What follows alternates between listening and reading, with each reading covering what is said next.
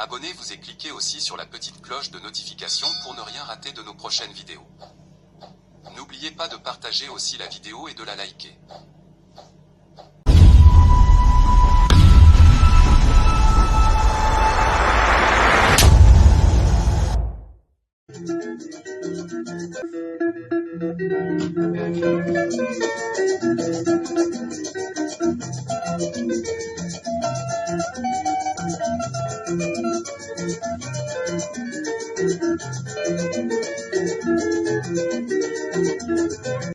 Bonjour, suivez Afro Congo News Sport.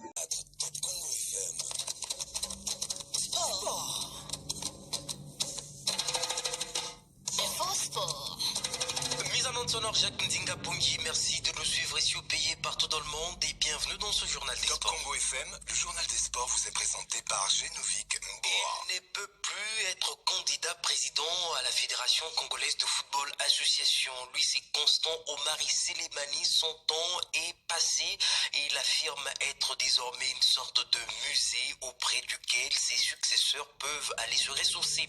L'ancien président de la FECOFA demande tout de même qu'on ne puisse pas calquer les candidatures en fonction de sa personne. Constant Marie a aussi évoqué le profil du prochain président de la Fédération congolaise de football association, tout en se méfiant de citer le nom de peur qu'il soit tué ou arrêté. Nous allons l'écouter, c'est un extrait de son passage dans l'émission Parcours sur votre radio. Moi, je ne peux pas être candidat à la FECOFA. C'est sûr, tout ce qu'il faudrait, donc comme on est amusé, il y a un problème, au Kenya, au Bino, le vieux, le Cameroun, il attend, on a besoin de déni. Écoutez, moi, je pense ça, ces échanges-là d'idées, maintenant, ce qui a été fait, moi, j'ai fait mon temps. L'histoire retiendra ce que j'ai pu faire de bon et ce que j'ai fait de mauvais. Je pense que le cimetière est plein de gens qui disaient indispensable. Mais il faudrait que maintenant, Bazobatou, Oyo, qui peut faire quelque chose. Mais ce que j'évite et je condamne, qu'on ne calque pas toute candidature en fonction au mari. L'ancien président, il y a Connor, il y a normalisation. Abidjan, en plein concertation des zones, n'a pas responsable à CAF, va poser la question. Monsieur, pourquoi tu n'arrives pas à organiser les élections alors que la mission a besoin pour organiser les élections? Abi, je ne peux pas organiser parce que je fais maintenant, les gens normaux vont revenir. Comme ça, moi je suis à Kinshasa. Et quand il faisait la déclaration, il oubliait que tous ces gens-là, il y a Batunanga, les Africains, ils m'ont appelé. Président, c'est qui le coco là qui est là à CAF? C'est comme ça qu'on m'a posé.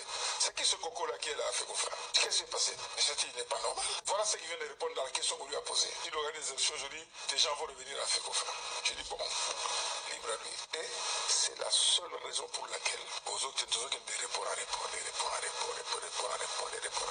Il y a beaucoup de choses qui n'ont pas sauté. Parce qu'il y a des stratégies internes. On veut prépositionner Batum Soussou. Donc je connais les noms, mais j'étais. Mais qu'est-ce que tu veux? L'essentiel pour nous, c'est quoi? Que ce football puisse redémarrer.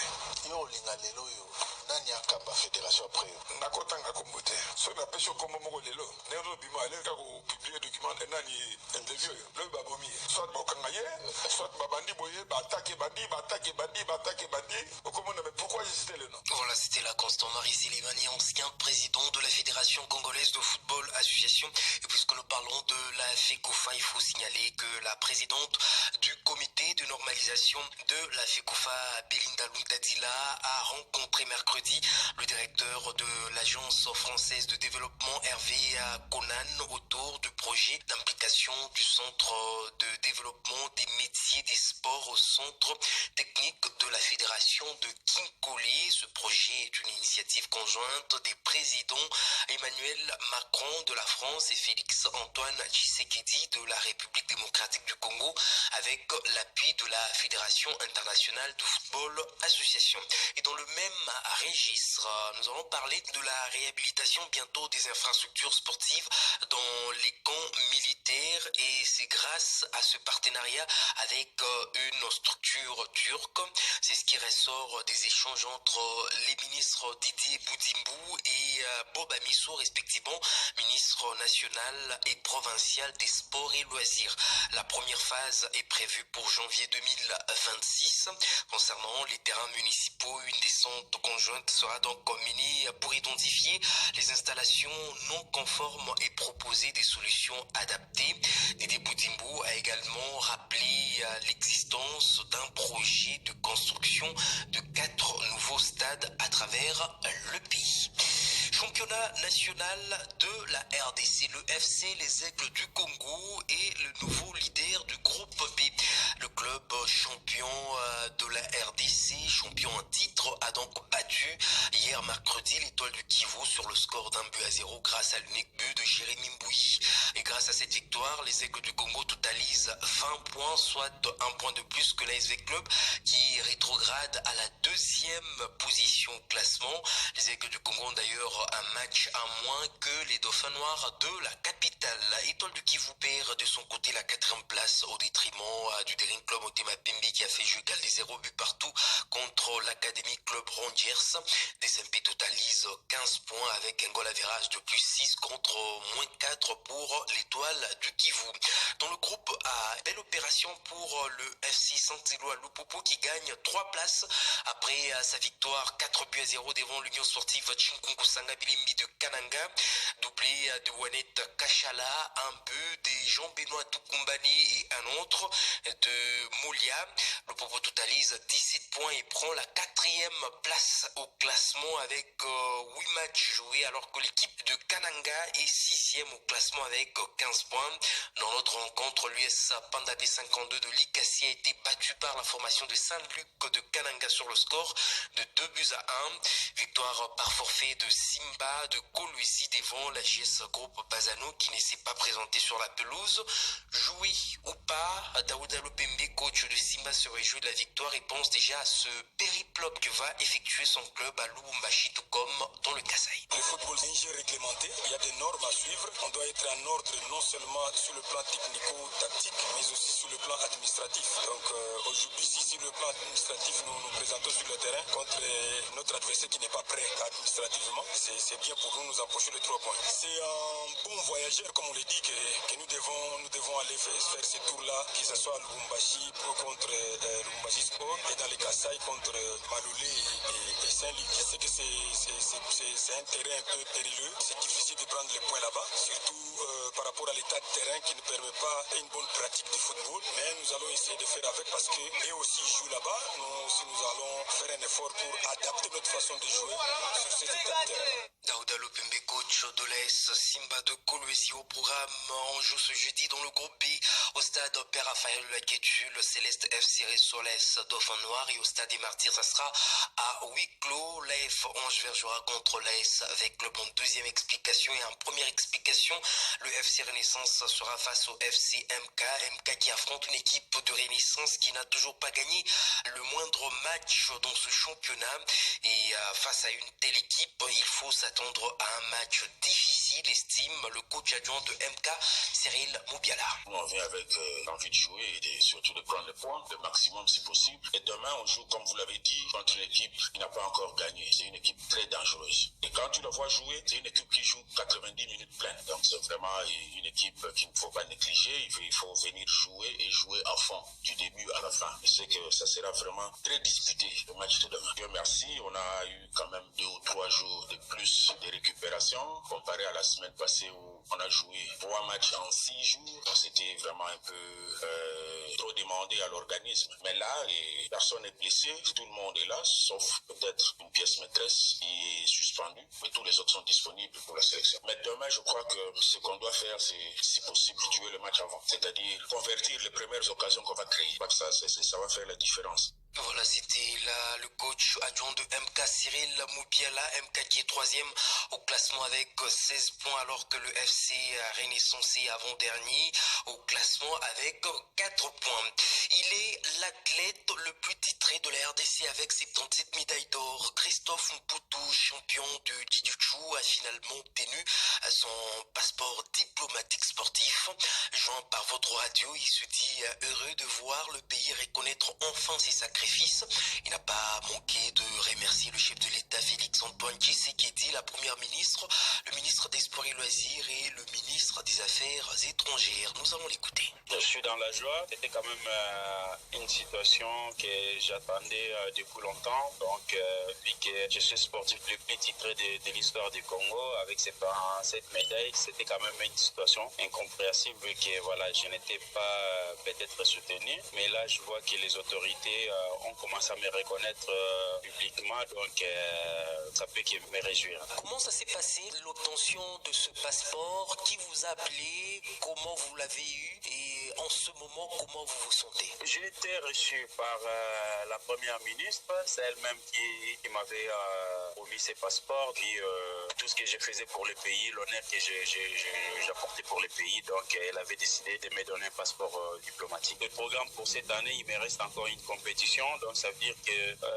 la semaine prochaine, déjà, je dois me rendre en Tunisie pour représenter le Congo, aller chercher mon 3e titre de champion d'Afrique. Je profite de l'occasion pour remercier quand même Madame la Première ministre et le ministre des Sports, ministre des Affaires étrangères et son directeur de cabinet, les directeurs de l'ANER qui ont participé à l'obtention de mon passeport diplomatique. Et tout le peuple congolais, donc, au Bazagi n'a souci pour que les autorités puissent me reconnaître. Donc, je dis merci à tout le monde. Et voilà, merci. Voilà, c'était là Christophe Mputu, l'athlète le plus titré de la République démocratique du Congo avec 77 médailles d'or. Il est le seul et unique athlète congolais à avoir offert à la République démocratique du Congo la médaille d'or mondiale et d'Afrique en Grèce 2022 et Angola 2023.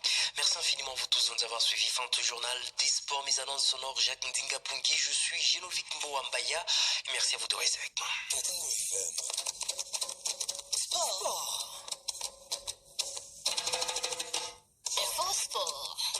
Alors parlons en TU, 4h42, 5h42, 7h42, exactement. Un portrait et ce portrait, forcément il a fallu interviewer le joueur. Exactement. Et l'interview diffusée en fin de journée dans Radio Foot ou chez Hugo Moissonnier dans Mondial Sport. Et il y a même une version internet. Exactement, vous avez tout dit et on lance le coup d'envoi. C'est aujourd'hui, il y a eu un premier reportage qui est passé ce matin. On inaugure le rendez-vous.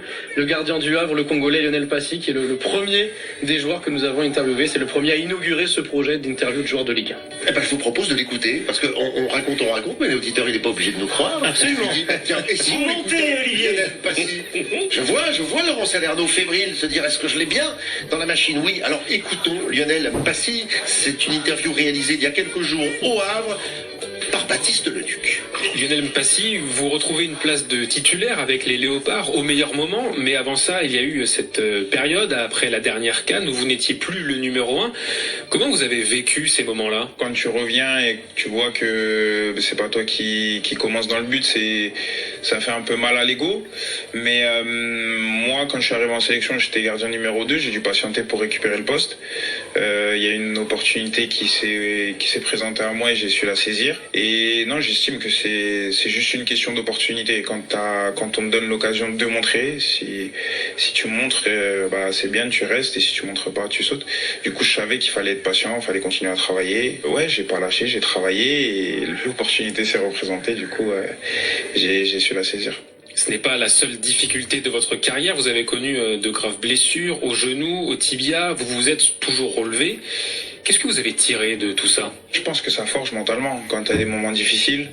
Et je pense que c'est une bonne chose parce que si t'arrives jamais de galère, si t'as jamais de moments compliqués, je pense que c'est dur de se remettre en question, de s'accrocher. Quand t'es blessé, on t'oublie en fait. Malgré ce que t'as pu faire dans le passé, c'est comme ça, c'est le foot, c'est le moment présent. Mais ouais, je pense que mentalement, ça m'a aidé. Lionel Passy, le gardien de Rodez, qui a le pénalty de la qualif au quart de finale entre les pieds. Le cas d'habitude, le ballon entre les mains. Très concentré lui aussi. Allez, il va s'élancer tout de suite, il va frapper. Je voudrais qu'on reparle de la dernière CAN en Côte d'Ivoire et de ce fameux tir au but décisif contre l'Égypte en 8e de finale. Vous restez le héros de cette folle soirée. Quel souvenir vous en gardez 2 ans après? Je pense que ça me suivra toute ma vie. Parce que quand je retourne au Congo, les gens ils m'identifient à ça. C'était une expérience inoubliable que j'aimerais bien revivre parce que c'était ma première CAN. Et je pense que ça m'a apporté parce que ça m'a permis de me faire connaître auprès du public congolais parce qu'ils me connaissaient pas forcément avant. J'avais pris le poste un peu avant la CAN, j'avais fait un match référence pendant les qualifications contre le Gabon, mais à part ça ils me connaissaient pas vraiment mais ouais, c'était un super moment. Et pour cette édition au Maroc, vous aurez une nouvelle fois une grande ambition avec les Léopards. Est-ce que votre rôle en sélection, il va changer en se rapprochant peut-être de celui d'un leader? Bah ouais, je commence à avoir un rôle d'ancien malgré moi. J'en parlais avec certains avec qui on était quand je suis arrivé en sélection. Ça commence à faire 3 ans que je suis en sélection. Je fais partie des plus anciens. Après, j'en ai pas forcément l'impression parce que on sent pas le temps passer. Mais oui, forcément, j'aurai un rôle de cadre. J'aurais déjà vécu une CAN. C'est pas rien parce que je me souviens, moi, de la sensation que j'avais le premier match contre la Zambie. J'ai ressenti beaucoup de pression parce que c'est une grande compétition que tu commences. Et quand tu regardes à la télé, c'est pas pareil. Quand tu es à l'intérieur, tu sens vraiment que c'est une grande compétition et que tout le monde va regarder. Et oui, j'aurais cet avantage d'avoir l'expérience d'une CAN, quoi. Vos carrières en club et en sélection sont très différentes. Vous avez connu la Ligue 2, maintenant la Ligue 1 en tant que gardien numéro 2 au Havre. Et en même temps, vous représentez votre pays au plus haut niveau international, à la CAN, peut-être bientôt à la Coupe du Monde, on vous le souhaite. Vous étiez prêt à vivre tout ce genre d'émotions ? Quand je suis arrivé au Stade des Martyrs, c'était incroyable, mais je pense qu'il faut le vivre pour le croire. Ici en France, on a des ambiances incroyables, comme à Lens, à Marseille, où c'est vraiment des ambiances qui sont réputées pour être incroyables, mais ouais, là c'est une autre dimension. C'est vraiment une autre dimension, mais j'essaie de profiter à chaque moment, parce que je me rappelle des 2 matchs au Stade des Martyrs où c'était plein, où quand le ballon était loin, moi je regardais les tribunes et je profitais, quoi. Et je me dis, j'ai pas fait tout ça pour rien en fait. J'ai pas galéré toutes ces années pour rien, et la récompense entre guillemets elle est là, quoi.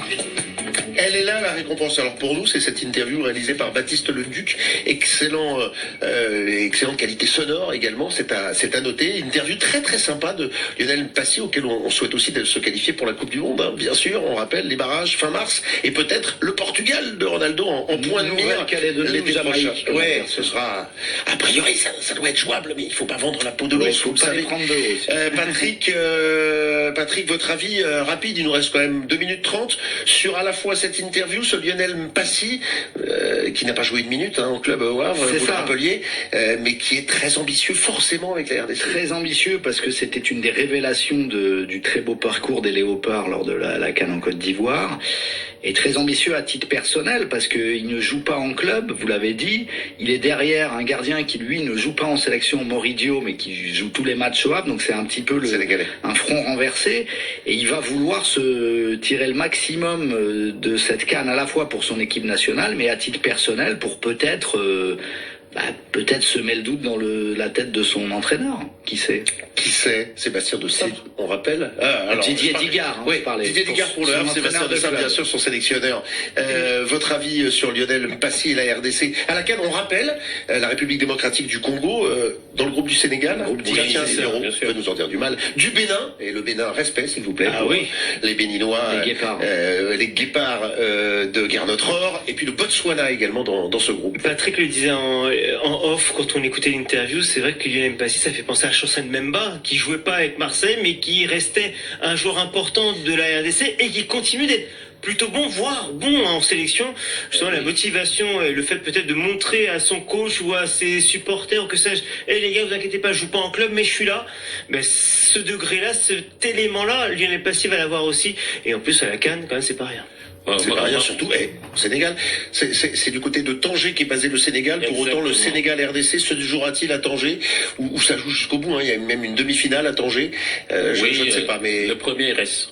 Voilà, et moi, son parcours me rappelle un certain Tony Silva, 4e gardien à Monaco, titulaire avec le Sénégal, et pourtant, il a fait quart de finale de Coupe du Monde. Elle est bien née, cette série-là, Sofiane Amazian. Si c'est comme ça tous les jours, on va se régaler sur RFI. Vous l'avez si bien lancé, merci beaucoup Olivier. Je vous en prie, on est là pour ça. Je vous lâche pas tout à fait parce que je dois annoncer aux auditeurs que demain c'est vous. À ma place. Oui, exactement. Ah, alors, le Café des Sports, pas tout à fait dans ce studio. La Dame revient mardi, Hugo Moissonnier lundi, et dans Mondial Sport, 2 spéciales box Mondial Sport. On aura l'occasion d'en reparler, vous serez dans le coin aussi. Merci Sofiane d'être passé, merci messieurs d'être restés, et merci à monsieur Salerno et à monsieur Missistrado.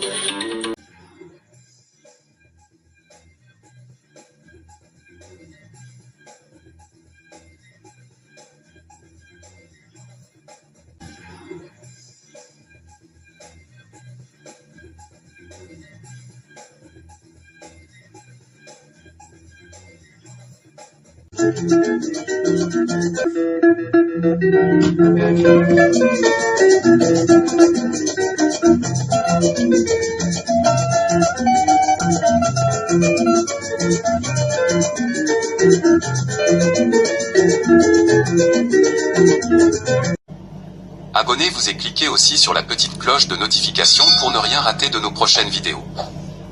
N'oubliez pas de partager aussi la vidéo et de la liker.